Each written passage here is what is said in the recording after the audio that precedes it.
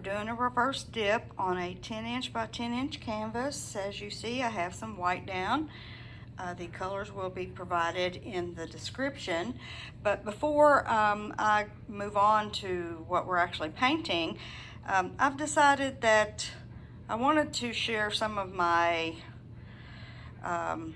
lessons that I've learned during the time that I've been paint pouring. I've been doing it for a while now, and I don't consider myself a beginner, and I think that a lot of people are wanting, they're like me. I watched videos for a long time before I ever actually did this, and so I know there's a lot of people that could benefit from some of the lessons that I've learned, so I want to share them.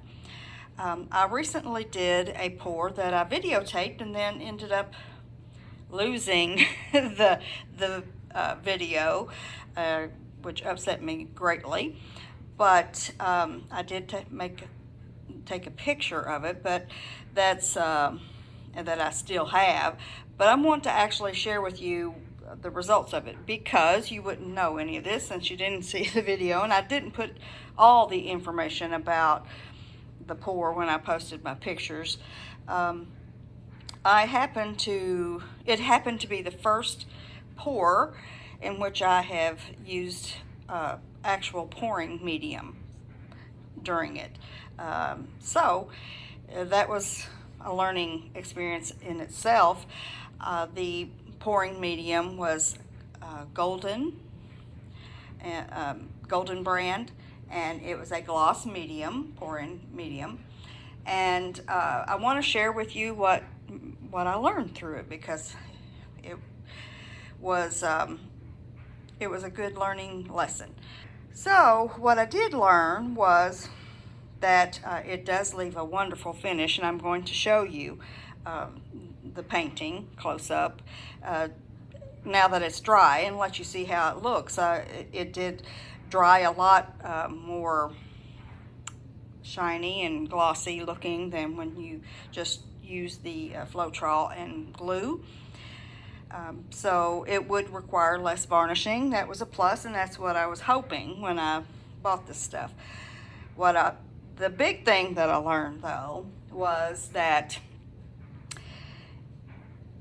you need to mix up your paints at least a day before when you're going to use them, especially if you're doing a pour that requires thick paint like this did. I did a tree ring pour, and which requires thick paints, and I used them, and I let them sit for a little while, but not that long before I ended up using them.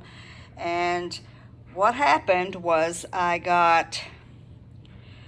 even though I torched it several times, I ended up getting little bubbles all over the entire surface of the painting.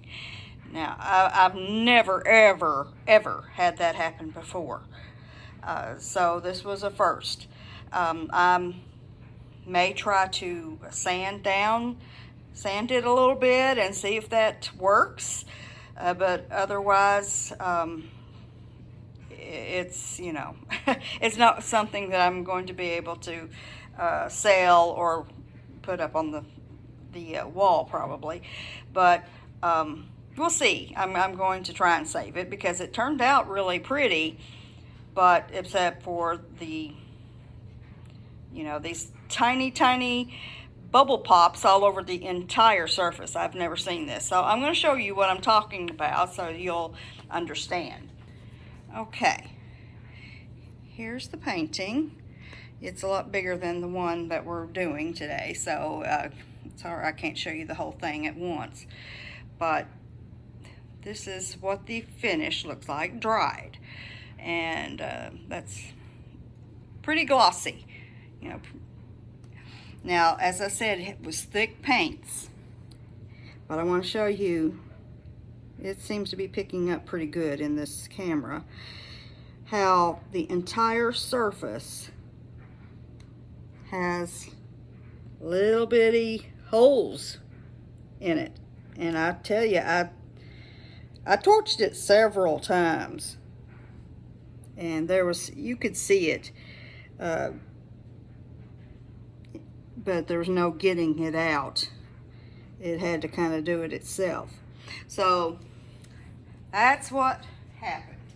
And I hope that helps someone in the future with using Golden's pouring medium. I've always heard that you should mix your paints a day before, but I very seldom have done that, and still, didn't have that any real problems with it. Maybe a little, but a few times, but nothing like what that painting turned out to be. And since Golden's is a expensive medium, compared to buying Floetrol and glue, it's important to know that because you're going to end up with a painting that's no good, that can't be sold. And if it's a commission, you sure don't want to have to just, ditch it and start over. It's a little different than when you're, practicing and that kind of stuff. But anyway, I'm going to try to share at least one little tip every video from now on. I think that it's important to do this and not just show the pouring part. But if you think that I should leave the tips out, you can leave a comment below. I know a lot of people want short videos, but I think that channels that share their expertise and tips also are very popular. So, and I like teaching and sharing. So I hope you guys are okay with that. So now let's get on to the painting part. I will be providing you some music during that part, and I will come back and we'll talk about the results. I'll talk to you then.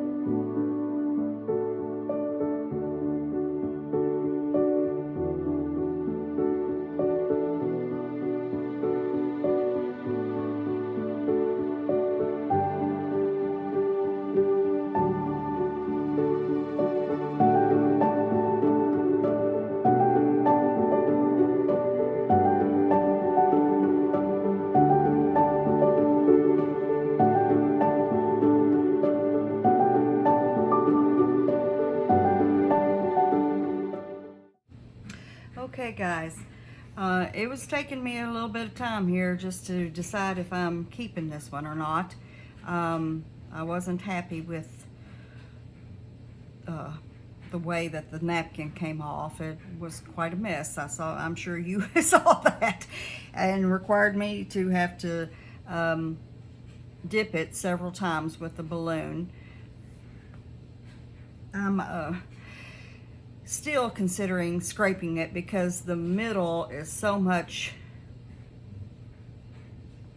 thinner. The paint is a lot less here in the middle, and that will cause it to be dipped, and it doesn't look even. It's not flowing that way unless I totally wreck something trying to do that. That's the only thing that's, I mean, otherwise, I think it looks okay, especially after I torched it. But I don't want to have a middle that is lower, you know, that's sunken down compared to the rest. And that happened because I dipped it so many times, but it just didn't look good until I did. So the middle looks all right now, but it's just so much thinner here.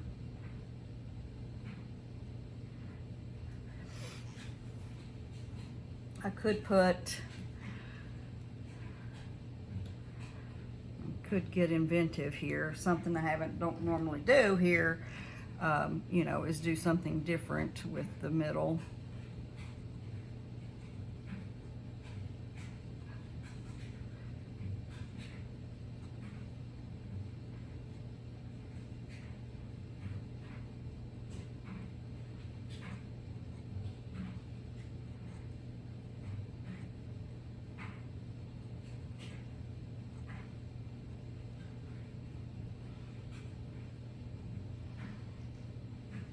That doesn't look too bad. What do you guys think? The sun's finally decided to come out some. I've been doing everything I could to lighten up the room. I've got every light on and everything.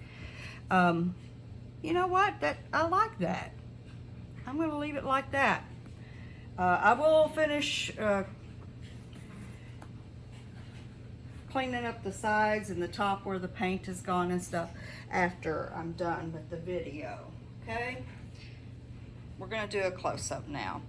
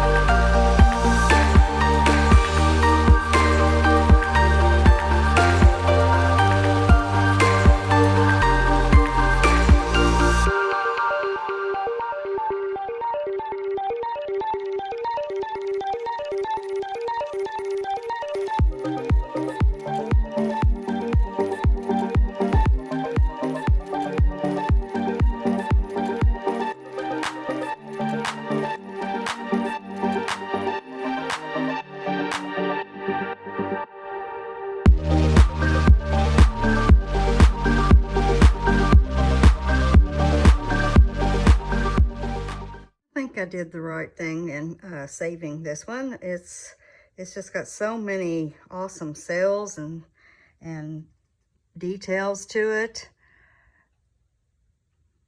And the lacing, around the edges is just awesome. So I'm happy with it. It took some work, and it does have an unusual middle, though that just gives it something, you know, a little something different about it. So it'll make it a little special, hopefully, for someone. This may be a commission piece. I've been asked to do a purple flower, but I will check with them and see what they think about this middle. If not, I'll be doing another purple one here soon. But I hope you guys enjoy the rest of your day, and I will be seeing you again soon for another paint party. Bye. Just a quick update. I wanted to show you that I decided to go with a much more subtle middle, and I just did a little, you know, Steinman looking, application. Put some, used the pearl white to create a little subtle middle instead of all that swirling color. I think this will look better, and I like it a lot better. So just wanted to show you that, and now I'm going to take new pictures. See you later.